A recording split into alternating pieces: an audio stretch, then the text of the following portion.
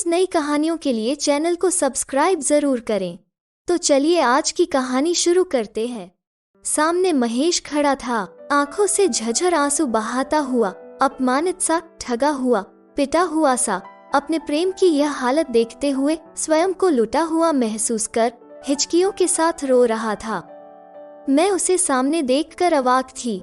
मुझे विश्वास ही नहीं हो रहा था कि मेरी वीरान जिंदगी में अब कोई आया है। सपना रुंधे गले से महेश मुश्किल से बोल पाया। किसी गहरे कुएं से आती मरियल सी आवाज आज मुझे मेरे उन सब उद्बोधनों से ज्यादा भारी और अपनी महसूस हुई जो मैं पिछले 10-12 साल से सुनती चली आ रही थी।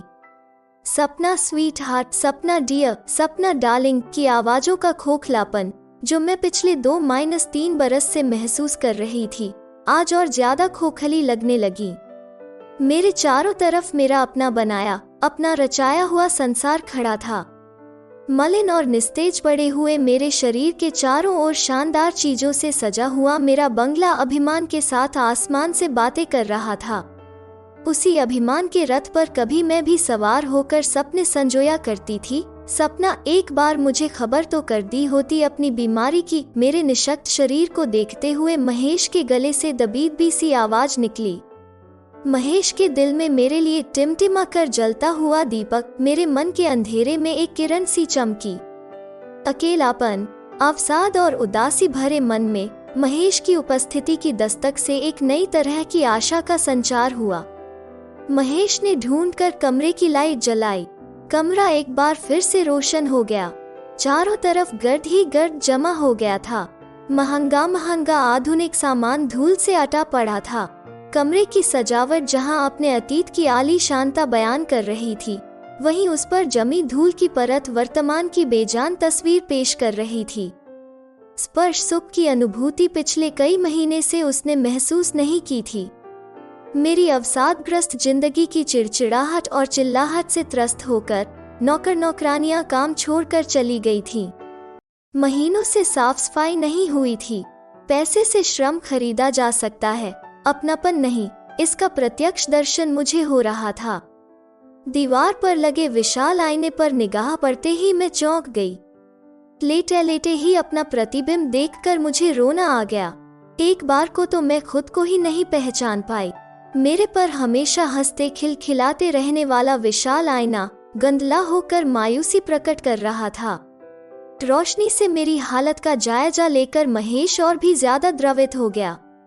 सपना कम से कम एक फोन तो कर दिया होता। इतनी बीमार पड़ी थी, एकदम पीली पड़ गई हो। महेश अपराध बोध से ग्रस्त होकर अपनी ही रौ में कहे जा रहा था।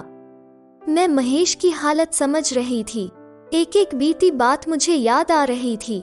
जब शरीर था तब विचार नहीं थे, अब शरीर नहीं रहा तो विचार डेरा डालने लगे। अकेलेपन और अवसाद से महेश की सहानुभूति मुझे कुछ हद तक उबार रही थी। मैं उससे आंखें नहीं मिला पा रही थी। महेश मेरा इतना लंबा इंतजार करता रहा। मेरे लिए अभी तक इंतजार या फिर यूं ही आया है अचानक? यादों के खंजर दिमाग में ठक ठक कर रहे थे। महेश मेरा सहपाठी था। कॉलेज के वे दिन हवा में उड़ने के थे, आसमान से बातें करने के। यौवन पूरे निखार पर था। मैं तितलियों की तरह इधर उधर मंडराती रहती। कलियां खिलेंगी तो मधुप मंडराएंगे ही, और फिर यह तो समय होता है युवाओं को आकर्षित करने का, लोगों की फिसलती निगाहें पकड़कर आह्लादित होने का। हरदम सजना संवरना, इधर उधर इतराते हुए फिरते रहना।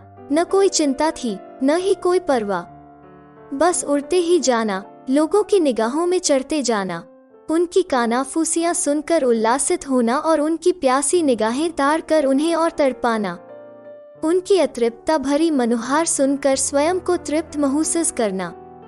चिंता नहीं थी तो चिंतन भी नहीं था। महेश न जाने कब मुझसे दिल लगा बैठा था। भावुक महेश मेरे रूपयौवन के मोहजाल में फंस गया था। हरदम वो बिन पानी की मछली की तरह तड़पता रहता था। पुरुष बेचारा पहले प्यार को अपने दिल पर लगा लेता है। मेरे लिए पुरुषों की तड़प मेरी आत्मसंतुष्टि थी। अनादिकाल से चली आई परंपरा नारी की तड़प से पुरुषों की आत्मसंतुष्टि को तोड़ना मेरे अहम को तुष्ट करती थी। मैं 20वीं सदी की नारी थी। मेरे विचारों में खुला आसमान था। मेरा एक स्वतंत्र अस्तित्व है। मैं भी पुरुष की तरह एक इकाई हूँ। प्रेम प्यार एक अलग बात है, लेकिन शादी बच्चे का बंधन मुझे नागवार लगता था। कॉलेज के दिन फुरफुर कर उड़ गए। महेश की मासूम याचना मेरे मस्तिष्क पर सामान्य सी ठक ठक थी। अपनी अलग पहचान बनाने की लौ मन में निरंतर जलती रहती। मैं भावुकता में न बहकर पूर्ण व्यावसायिक हो गई थी। बहुराष्ट्रीय कंपनी में अच्छी नौकरी, ऊंचा ओहदा, भरपूर पगार, सारी सुख सुविधाएं मेरे कदमों को चूम रही थीं। मैं स्वतंत्र, आर्थिक रूप से मजबूत, अच्छी प्रतिष्ठा वाली, फिर क्यों किसी पुरुष के अधीन रहूं? परिवार के बंधनों में बंध हूं। पैसे से हर चीज हासिल की जा सकती है, अपनी शारीरिक जरूरतों के लिए एक अदद पुरुष भी।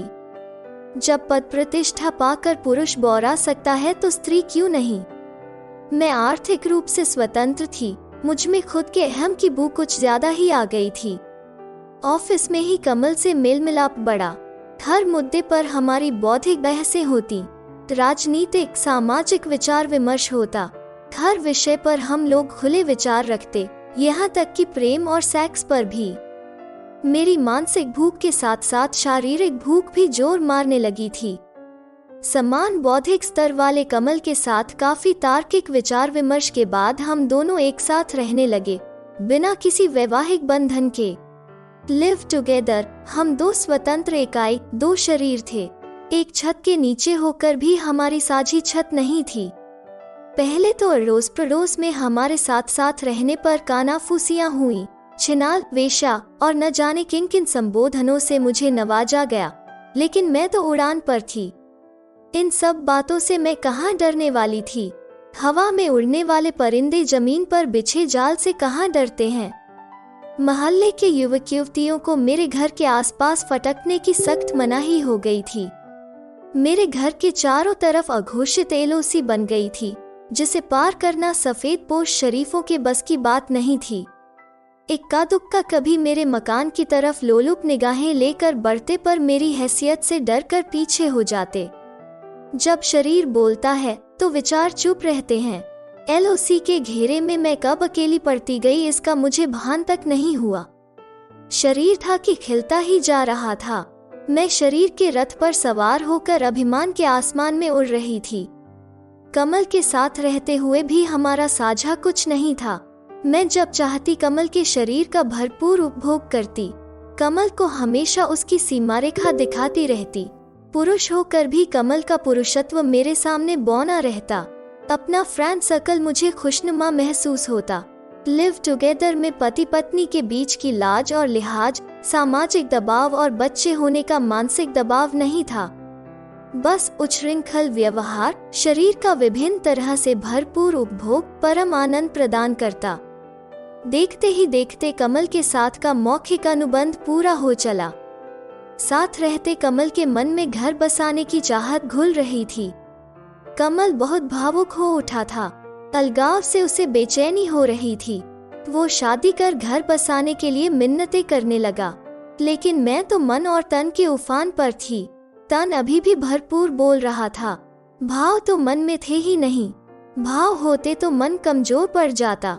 मैं नारी की गुलामी की पक्षधर बिल्कुल नहीं थी। शादी यानी नारी की गुलामी के दौर की शुरुआत मैंने एक झटके में कमल को बाहर का रास्ता दिखा दिया। मुझ में शारीरिक आकर्षण अभी भी उफान पर था। मर्दों की लाइन लगने को तैयार थी। प्रेम प्यार बेवकूफों का शगल, बेकार में अपनी ऊर्जा जलाओ, तन मन को तरसाओ, मेरा सिद्धांत था। खाओ पियो और मौज करो। माँ बाप के बीच की यदाकदा की खिंचन की पैठ मेरे मन में इतनी गहरी समाई हुई थी कि पारिवारिक स्नेह का ताना बाना पकड़ने में मैं कभी सफल नहीं हो पाई। फिर बदलाव के धरातल पर पैर रखकर कभी महसूस करने और समझने की कोशिश ही नहीं की। भौतिक आवश्यकताओं की पूर्ति मेरी प्राथमिकता रही थी। उनकी पूर्ति के लिए मेरे पास संसाधनों की किसी तरह कोई कमी नहीं थी। बस पैसा फेंको, सभी सुविधाएं हाजिर हो जाएंगी। आलीशान बंगला होने के कारण कभी घर की ऊष्मा महसूस करने की कोशिश ही नहीं की। आधुनिकता के जनून में मेरा स्व ही मुझ पर सवार था। कमल के बाद अब सेक्स पूर्ति के लिए सुरेश टकरा गया था। उसका भरा पूरा शरीर था, छुट्टे सार जैसा मस्त मिस्ट। मेरे साथ लिव टुगेदर उसके लिए बहुत अच्छा ऑफर था। हम दोनों साथ साथ रहने लगे, बिना किसी साझी छत के। फिर से वही शारीरिक आनंद की सुनहरी गुफा में विचरण। मन की स्वतंत्र उड़ान में मैं कभी अपने को हारी हुई महसूस नहीं करती। ऐसा लगता कि मैंने सुरेश के पौरुष के साथ साथ मर्दों के पौरुष को हरा दिया है। समय कब गुजर जाता है पता ही नहीं चलता। देह के कोणों का तीखापन कम होने लगा था। मन के कोण कुछ तीखे होकर अधूरापन महसूस करने लगे थे। हर माह मेरे वजूद में अंडा तैयार होता, निषेचित होकर मुझे नारी का पूर्णत्व प्रदान करने के लिए आतुर रहता। पर शुरुआत में मैं पुरुष से बिल्कुल हार मानने वाली नहीं थी। कमल और सुरेश के लाखों शुक्राणु बिना संगम के बह चुके थे, पर अब मेरा मन करता कि मैं हार जाऊं और मेरा मातृत्व जीते। नारी के अधूरेपन का एहसास मुझे महसूस होने लगा था। मन में कचोट सी उठने लगी थी। मेरी चाहत सुनकर सुरेश एकदम से बिफर गया। हमारे लिव टुगेदर के अनुबंध में बच्चा नहीं था। अब मुझे यह समझ ही नहीं आ रहा था कि मैं सुरेश को यूज कर रही हूँ कि सुरेश मेरा इस्तेमाल कर रहा है। अपने अपने अहम की जीत में हम दोनों ही हार रहे थे। हालांकि सबसे ज्यादा शारीरिक और मानसिक नुकसान नारी को ही उठाना पड़ता है। पुरुष तो हमेशा हार कर भी जीतता है और जीत कर तो जीतता ही है। अब मेरा शरीर ढलान पर था तो विचार उठने लगे। सामाजिक ताने बाने की कमी महसूस होने लगी।